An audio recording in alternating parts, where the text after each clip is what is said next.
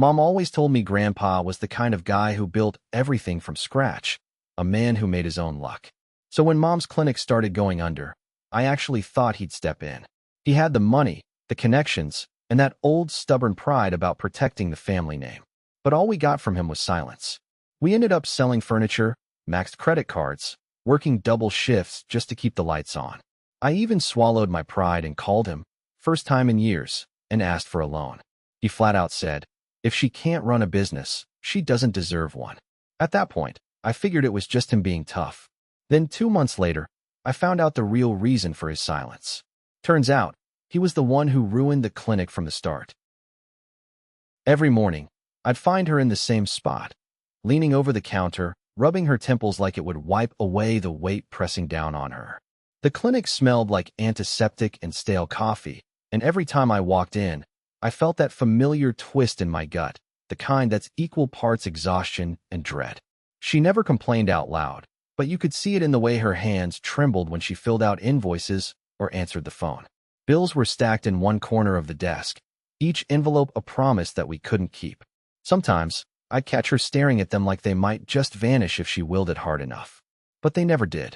That's when the phone would ring again, staff calling in sick for the 3rd time that week, or worse, saying they were quitting. The clinic was unraveling, and I was just there, trying to keep up. I worked part-time just to help with rent and groceries, but it felt meaningless watching things fall apart around her. She'd make these half-hearted jokes about how maybe we should just open a lemonade stand instead, but the cracks in her smile showed what was really going on. I wanted to say something, anything, but all I managed was a quiet, "It's gonna be okay," that sounded hollow even to me. One afternoon, she pulled me aside after a really rough morning. The receptionist called in sick again, and our only nurse gave her 2 weeks' notice right after. "I don't know how much longer I can keep doing this," she said, voice breaking between words. I could see her eyes glisten, trying not to let the dam break. I swallowed, trying to find the right words. Maybe we need to slow down, cut costs, maybe even close for a bit. She shook her head so fast it was like she was trying to physically push the thought away. No, I just need 1 more month, she said. Just 1 more month, and then I'll figure something out. Every night she said that, and every night I believed her, even when the desperate look in her eyes told me it wasn't true. There was this quiet ritual to it, closing up the clinic, stacking chairs, turning off the lights, and leaving behind a space that felt emptier each time. I wanted to hate the place for what it was doing to her, but all I felt was helplessness. There were days when I came in early and caught her asleep in the waiting room, head on the table, papers spread out around her like she'd just passed out from the struggle. And every time I reached out to gently shake her awake, she'd sigh and say, "It's fine. I just need to rest for a minute." Except it wasn't fine. None of it was fine. But she put on that brave face, like the clinic was all that was standing between us and something worse. And honestly, I couldn't find the courage to argue. I remember one particular evening, the sky outside turning that dull gray you get right before a storm. She was on the phone in the back office, her voice low but tense. After she hung up, she told me we'd lost another supplier, someone who'd been willing to wait another 2 weeks for payment, but now they couldn't anymore. I could see the panic starting to creep in, that edge in her usually calm voice. "We're gonna have to close one day soon," she admitted, almost like she was apologizing to herself for giving up. I wanted to tell her it wasn't true, that this was just a rough patch. But the truth was, I wasn't sure if she even believed it anymore. I sat there, watching her, feeling this desperate mix of love and fear. I couldn't fix any of it, but all I wanted was to hold her and tell her we'd be okay, that whatever came next, we'd face it together. But she just kept saying, 1 more month. Just 1 more month. And I thought maybe, just maybe, that was enough to keep us going, for now. I stared at my phone for way longer than I should have before I finally hit Grandpa's number. It wasn't like we were close or anything. Never had been. But at that point, he was the only one I thought might actually have the means to help. After all, he was the one who had money. Big money. The kind that changes your life. So I swallowed the knot in my throat and dialed. It rang, and then I remembered how weird it was, no voicemail. Of course, I guess he had a secretary now, or maybe he just ignored everything. After a second, a gruff voice answered, clipped and guarded. "This is Robert." I froze for a split second, then said, "Grandpa?" "It's me." My voice had this cracked edge I couldn't hide. I wasn't sure what I was expecting, maybe a harsh reprimand, a cold brush off, but it still stung hearing that voice, so different from the image of my grandpa I'd kept in my head. There was this pause. I could almost hear him measuring me through the line, like I was some business deal he didn't want to make. Then he said, "I'm surprised to hear from you," with this flat tone that wasn't curious or warm, just distant. I know we haven't talked much, but I really need some help. Things are bad," I told him, fumbling for words that wouldn't make me sound pathetic, but hoping he'd get it anyway. He sighed and said, "Look, I've got a lot on my plate. You know how things are. I can't just hand out money because people ask, especially when I haven't heard from you in years." There was no anger in his voice, no emotion at all, just cold business, like reading a memo. I remember the way my hands tightened around the phone so hard my knuckles hurt. I wanted to yell at him, to tell him he was being fucking heartless, but the words caught in my throat. Instead, I just sat there, silent for a moment, letting the weight of his dismissal hit me. He went on, more clipped now. "If you wanted to rebuild a relationship, this isn't exactly the way to do it. I'm sorry. I hope you can sort out your problems on your own." I opened my mouth, then closed it again. What was I even supposed to say? That I was desperate? That I tried everything else? I wanted to scream that this wasn't just some whim. I was drowning. But his words had already shut the door. The call ended quickly after that, just practically hanging up on me. I stared at the black screen and felt this mix of disappointment and pure, burning anger swirl inside. How could he be so cold? So utterly indifferent? Maybe I shouldn't have expected any warmth. He'd never been the grandpa who listened or cared. But part of me still thought he'd want to help. That blood meant something. It's like I was a stranger trying to sell him pity, and he couldn't wait to show me the door. That realization stung worse than anything. I felt this shame creeping in, like maybe I was the one being ridiculous for thinking he'd care. I put the phone down slowly, eyes stinging uncomfortably. The silence around me suddenly felt heavier, like all the hope I'd been clinging to had just been squeezed out in that call. I thought maybe I would pick it up again and try to explain more, beg if I had to. But the truth was, after hearing that tone, I wasn't sure if I had any right to ask. I stayed there for a long time, the phone cold in my hand, trying to swallow whatever pride I had left. I thought it was over with Grandpa, that maybe I'd faced the worst.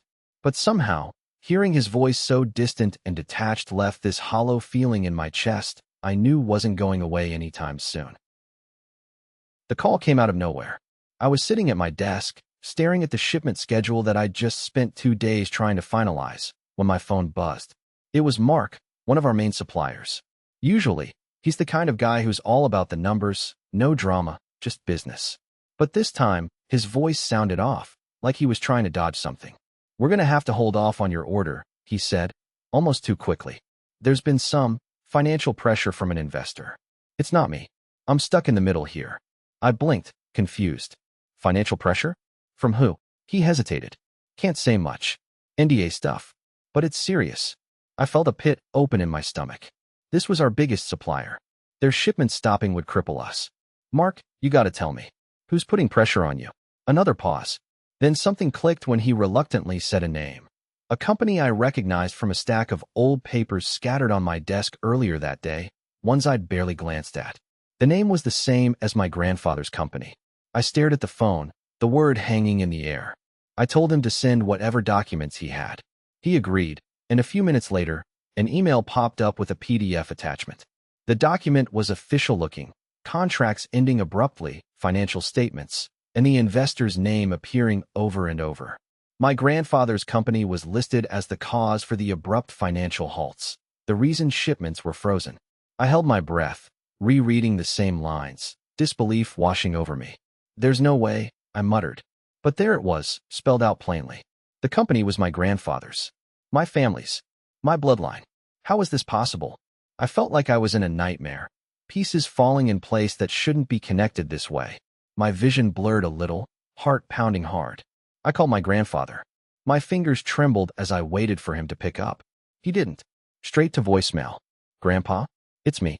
We need to talk about the shipments and the investor stuff. Please call me back."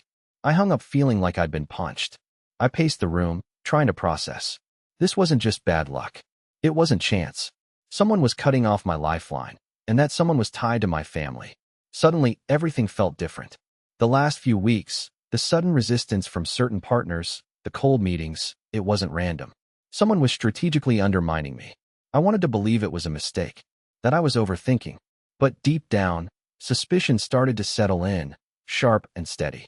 If my grandfather's company was behind this, was he even aware? Or was this some kind of hidden war within our own family? I tried to shake it off, but the questions burned relentlessly. Fear crept in slowly. What if this wasn't just a business maneuver, but a calculated plan to take everything away? Did they want me out? Was I already losing control of what I thought was mine? I stared back at the documents, the cold truth settling over me like ice. It wasn't bad luck. It was a plan. And the more I thought about it, the more I realized I was trapped in something far bigger than I'd imagined. I went back to my desk, hands shaking as I saved the files to my laptop. I needed to figure this out fast. But before I could breathe, my phone rang again. It was a number I didn't recognize. I answered, heart racing, but no one spoke. Just heavy breathing on the other end, then a click. I sat there, frozen, the silence heavier than any words could be. That's when it hit me. This was only the beginning. I never thought I'd do something like this. But that afternoon, I found myself standing outside my grandfather's office building, heart pounding, palms sweaty from nerves I hadn't felt in years. I had rehearsed my lie 100 times. Courier delivering important documents. That was it. No one was supposed to know why I was really there. Inside, everything smelled like stale coffee and expensive furniture. The receptionist barely looked up when I said I had a package for him, only after I showed a fake ID. I was led down a long corridor, just close enough to his office door to hear voices. At first, it was just low murmurs, but then I caught his voice. He was alone, on a call. Yeah, I've pulled all the funding for the clinic, he said, voice cold, almost businesslike. No more donations coming from me. It's a waste. We're better off investing in real estate. There was a pause, him listening to whoever was on the other end. He laughed, sharp and bitter. That little clinic? Uffed. It's just a charity ticket. I'm buying property nearby, where the real money's at. I pressed myself against the wall, mouth dry. The shock hit me first. He wasn't just careless with her care, he was calculating. Cold as ice. His words didn't just sting, they cut deep. Pulling funding like that wasn't about saving money. That was about profit. About stepping on everything that mattered if it didn't serve his interests. My chest tightened. Anger bubbled up, sharp and furious. How could he just decide like this? Like cutting off the clinic was the same as cutting off a business deal? Like he could turn his back on everything she needed? I swallowed hard. Maybe I should have seen it coming. He'd always talked about making smart investments, but I never thought he'd let family get in the way. There was something worse beneath that anger, a disgusting kind of betrayal. It wasn't just money. It was how he framed it, like some game, buying land while the clinic struggled, like it was nothing more than chips on a board. He didn't just let her drown. He filled her pockets with stones. I wanted to slam the door, to burst in and scream at him, but my feet were glued to the floor. The voice on the other end changed, softer, maybe reluctant, but he shut it down fast. Look, I'm done explaining this. The clinic closes next quarter. This is how it has to be, he said. Then he hung up. I felt sick. Even breathing was hard. The man I thought I knew, who I thought actually cared, was just a businessman in a suit, cutting family ties if the price was right. It felt like my entire world shifted, like the ground was cracking under me. I stayed there, frozen, the weight of his words hanging in the air. Then the door opened, and he stepped out, unaware someone was close. Our eyes met for a second. I wanted to run, but I just nodded, like I was delivering that fake package. Somehow, feeling dirtier and more helpless than ever. I thought this was just a tough choice for money, but now I see it's worse. It's personal. He deliberately chose the land over the people, and I don't know if I can ever look at him the same way again. Walking out into the street, the cold hit me hard, like my anger, my shock, my disgust was finally catching up. I wanted to scream, but all I could hear was the echo of his voice. No more funding. The clinic closes. Like a sentence I couldn't undo. I thought this visit would give me answers. It gave me something else. And the worst part? I don't think it's over. I shoved the envelope across the table toward her, my hand still shaking. Look at this, I said, voice cracked but low, trying not to shout in the quiet kitchen. She didn't reach for it right away.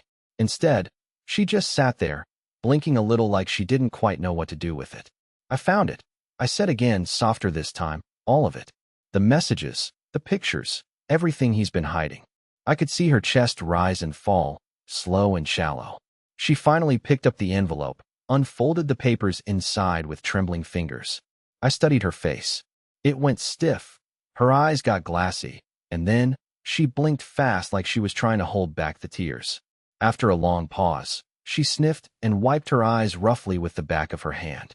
"I knew," she said quietly. "Some of it." And then, almost a whisper, "But I didn't want to see." I wanted to scream at her. Why would she let me find out like this? Why didn't she step in sooner? She looked up, and there was nothing like anger in her eyes. It was all sorrow. "He's my husband. He's still my father," she said, voice breaking. I can't be the one to destroy him." I felt a heaviness settle in my stomach, like I was sinking in mud I couldn't pull out from under. "Do you even understand what he did? How many nights I spent terrified because of him?" My voice cracked. I was trying to be strong, but I was unraveling. She shook her head, as if trying to clear some fog in her mind, but then she just curled her lips down and looked away. "I'm not angry at him," she said. "I'm angry at myself, that I still care so much." And then she started to cry, not the loud kind, just tiny, jagged breaths and fingers rubbing her eyes. That hit me harder than any words. I thought about all the times I'd needed her to protect me, to stand up for me, and she'd just hoped it would fix itself. "Why won't you fight back?" I whispered, almost afraid to hear her answer. Her hands clenched the papers like they might snap. "Because if I fight him, if I hate him, I'll lose a part of myself I'm not ready to lose." She swallowed hard, then finally met my eyes again. "I don't want to be without him, even like this." For a moment, the room was just the two of us and the silence, thick and suffocating. I wanted to shake her, tell her to wake up, that what he did wasn't love, it was destruction. But she was so broken in a different way, so beaten down by something I couldn't reach. I stood there, holding on to my fury and hurt, but beneath it all, a quiet ache. Because she wasn't angry at him. She was angry at herself for still caring, for still hoping, for not breaking away like I wanted her to. "We can't just ignore it," I said, voice barely steady. "Someone has to stop him." She gave me a sad smile, the kind that felt more like a goodbye. "Maybe you'll have to be that someone," she said. And just like that, the weight of everything we'd been holding in between us grew heavier. I thought I could make her see reason, but maybe some battles aren't hers to fight. Or maybe she's already lost more than she can say. I was ready to leave the room, but then she reached out and grabbed my hand, soft, trembling. "I don't know what to do," she confessed, raw and defeated. Her voice cracked the last little piece of hard anger I had left. I leaned down, resting my forehead against hers, a silent promise I couldn't fully keep. I thought it was over, but the silence that followed said otherwise. The clinic shut its doors for good one cold morning in late November. I was there when they locked up, watching the lights flick off, the worn-out signboard taken down piece by piece. That place had been my whole world, and now it was just a closed storefront on a street we'd fought for years to keep alive. Mom's health was going downhill fast by then. The cancer spread quicker than we expected. Most days she barely got out of bed, coughing so harsh it rattled the whole room. I kept trying to tell myself I was doing enough, but every night when I came back from work, all I could see was how thin she'd become, how her eyes looked emptier. I picked up a second job just to cover the bills. Days, nights, weekends, I was running myself ragged. At the diner during evenings, serving tables with one hand while the other clutched my phone, waiting for any call from the hospital. In the mornings, I hauled boxes at the warehouse, moving like a ghost while my mom slipped further away at home. I didn't sleep much. When I finally crashed, it was usually exhausted nightmares or the sound of her wheezing that pulled me back awake. Meanwhile, Grandpa was across the street, building a new medical office. The old clinic building might have closed, but his name was blinking bright on a shiny new sign now. I passed it every morning on my way out, my stomach tying itself in knots. The contrast was brutal. His face in the glossy advertisements, promising state-of-the-art care, while my mom was lying on her bed at home, waiting for pain meds that never came fast enough. One afternoon, I went to the hardware store to grab some bandages for Mom. I passed the new building, Grandpa's place, busy with contractors and blinking fluorescent lights. They didn't see me, just a shadow crossing the parking lot. His name went up on that new sign while ours came down for good, just a few feet away. It was like the whole world had shifted on its axis, and I'd been left behind, clutching pieces of a life that wasn't mine anymore. I tried to keep it together, but standing there watching them work, I felt something crack inside. It wasn't just loss. It was the bitter taste of knowing he'd built all this over our ruin. My resentment simmered under my skin, cold and sharp. Maybe part of me still wanted to believe he cared, but the truth was clear. This new building wasn't for Mom, not for what she'd lost, or for the clinic we gave everything to. It was for him, his legacy, his money. That night, Mom barely ate anything. She just sat by the window, silent, staring out like she was trying to see past the growing darkness. I didn't know what to say. How could I hold a conversation when I felt so hollow inside? The silence between us wasn't peaceful. It was a thick wall made of all the things left unsaid, the grief I couldn't fix. I did my best to keep juggling everything, but the exhaustion was a weight dragging me under. I caught myself snapping at customers, then feeling like a terrible person for being angry at anyone besides myself. There were moments, rare and flickering, where I wondered if quitting one of the jobs would make things better, but even those thoughts felt like surrender, like I was giving up on Mom. One night, around 1 a.m., after another 14-hour day, I sat on the cracked kitchen floor, wiping tears I didn't want anyone to see. The house was too quiet except for her soft breathing in the next room. I hated how helpless I felt, like I was watching everything fall apart and my hands were tied. The clinic was closed. Mom was fading. Grandpa was thriving. And I was stuck in the middle, caught between what I lost and the bitterness of what never should have happened. I thought, maybe tomorrow would be different. Maybe I could find a way out of this slow, suffocating grind. But deep down, I knew the real pain wasn't going anywhere. Not yet. It happened so fast, it still feels unreal. 1 minute Mom was standing by the kitchen counter, the next she just dropped, flat on the floor. My heart slammed into my throat before I even hit the ground beside her. She wasn't responding, her face pale, sweat breaking through her skin. I'm not sure how I managed to call 911 with shaking hands, just that I kept yelling for her to stay with me, to blink, to say something. Anything. The ambulance ride was a blur. I kept glancing out the window, clutching her hand, trying not to completely lose it. The hospital was that huge, cold tower downtown. The irony hit me like a punch in the gut when I saw the name on the entrance, the same network Grandpa was investing in. His money was tied to this place where my mother was now lying, vulnerable and broken. The waiting room was all harsh white light and plastic chairs that squeaked when you shifted, like they were reminding you didn't belong. I sat there, twisting the bracelet they gave her, the one they put on her wrist when she was admitted. The colors were dull, the plastic itchy, like every patient was assigned a number, not a person. And there it was, the logo stamped right on the band. His logo. Grandpa's empire wrapped tight around her pain. It felt like the whole system was swallowing everything we were trying to hold on to. I kept replaying how it all went down. Mom had been complaining about chest pains a few days ago, but I'd brushed it off. I thought she was just tired, stressed out from work, and maybe I didn't want to think about the fact that she was getting older, fragile. Instead of pushing harder, I told her to rest more, ignored the nagging voice inside saying this wasn't normal. Now, staring at that wristband, I felt this sharp stab of guilt. Maybe if I'd dragged her to the doctor sooner, she wouldn't be here. Maybe. But the crushing weight of maybe didn't help much. The nurse came to call me in. Seeing Mom hooked up to machines, tubes taped to her arms, it was like she'd been replaced by this fragile robot version. The monitor beeped in steady tones that felt too calm for the chaos inside me. The doctor explained things I barely caught, some blockage, some damage to her heart, and said she'd need surgery soon. I nodded, feeling numb, fingers clenched so tight I thought I'd break my own skin. And all I could think about was Grandpa.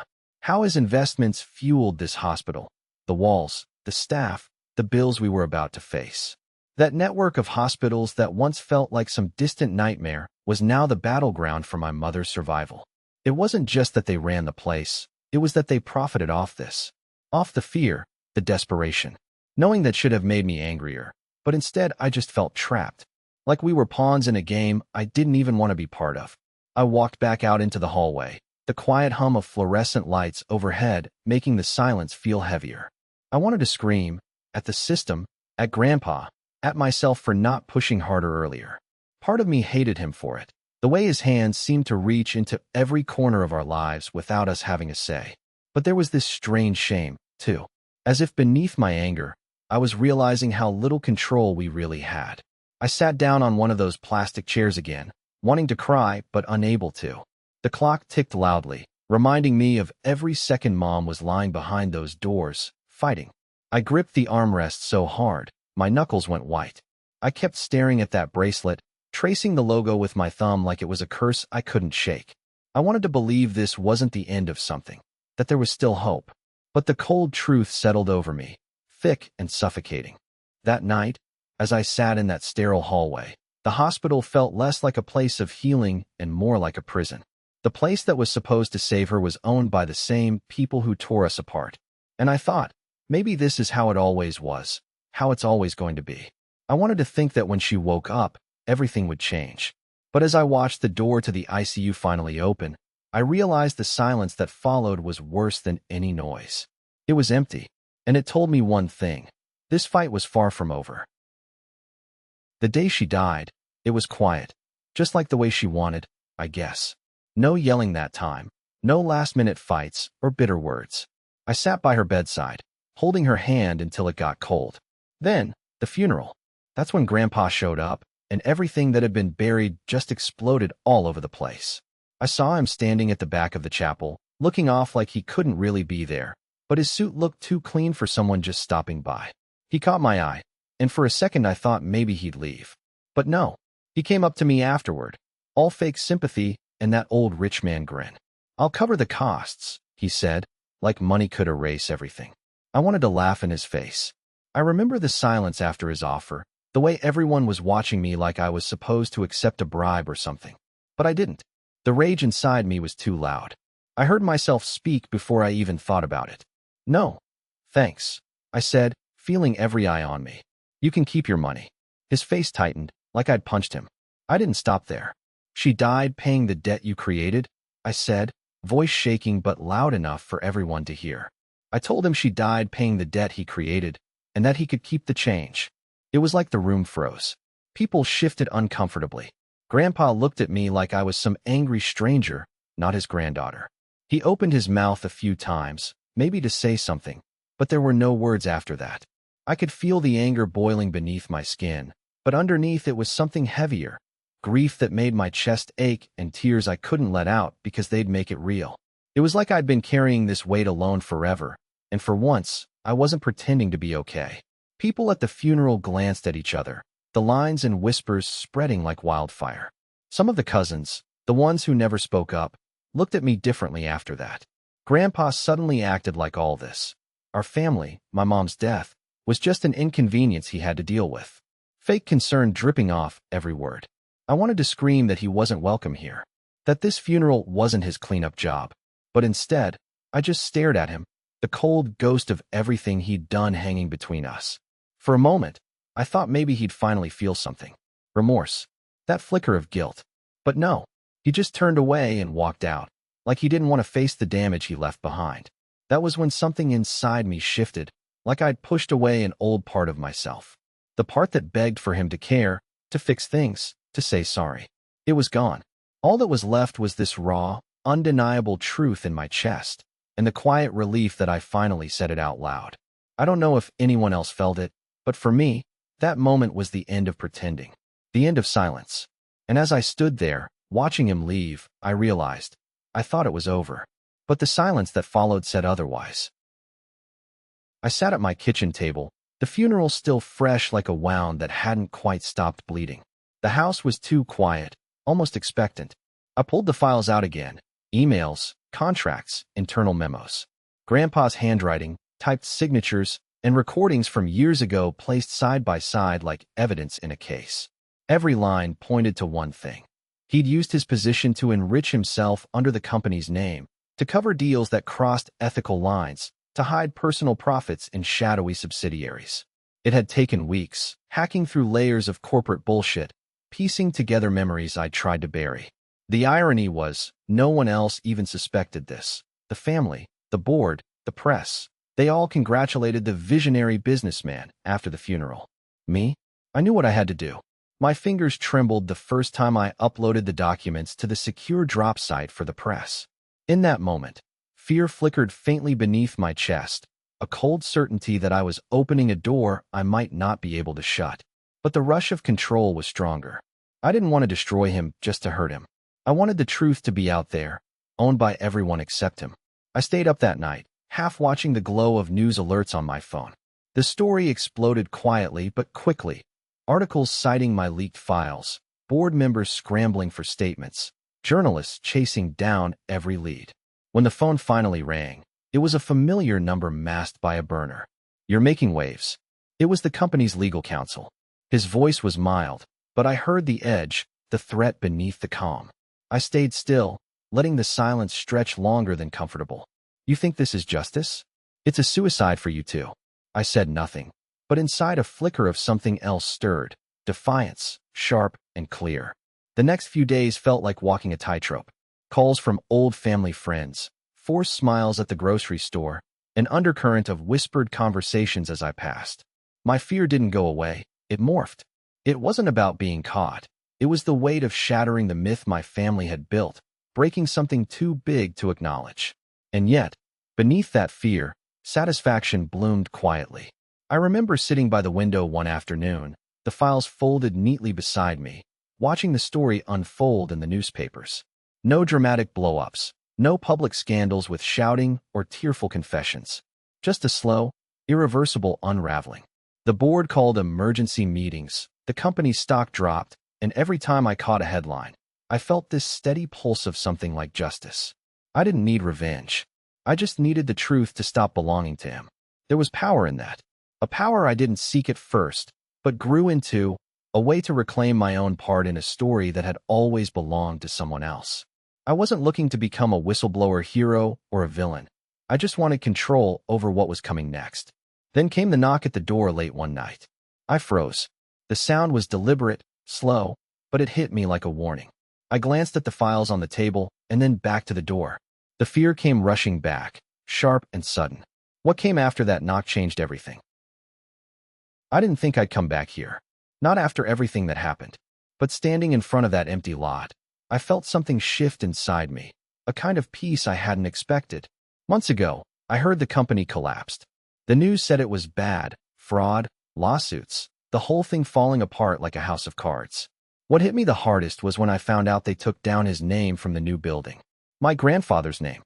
Erased. Like he never existed there at all.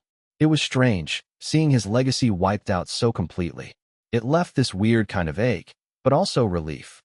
Like it was the last piece of truth still standing, now finally acknowledged. The ground where the clinic used to be is just dirt now, weeds pushing through cracks from some broken sidewalk. I tread carefully, almost like I was walking into a graveyard. I can almost hear the echo of footsteps inside that building. Smell the disinfectant, see the worn floors. That place wasn't perfect, no place is, but it stood for something real, something good. That was Grandpa's vision. I kneeled down and touched the earth, cold, rough under my fingers. It's silent except for a couple of distant cars and birds overhead. The emptiness is heavy, but it's honest. No facade, no lies. Just this small, unremarkable piece of land holding everything that was and everything that's gone now. I think about my grandfather more clearly than I have in years. His stubbornness, his quiet kindness, the way he wouldn't take no for an answer when it came to helping people. That clinic meant hope. He built something that healed people. Not like the company that took over later. He broke that trust. It's bitter, knowing that after all the pain, the fight, the stubborn battles, I'm standing here where nothing physically remains. But maybe it's fitting. Buildings can be torn down. Names can be erased. But memories? They don't fade as easily. I'm grateful in a way I didn't expect. Grateful that Grandpa's real legacy can't be undone by some corporate mess or a cold facelift.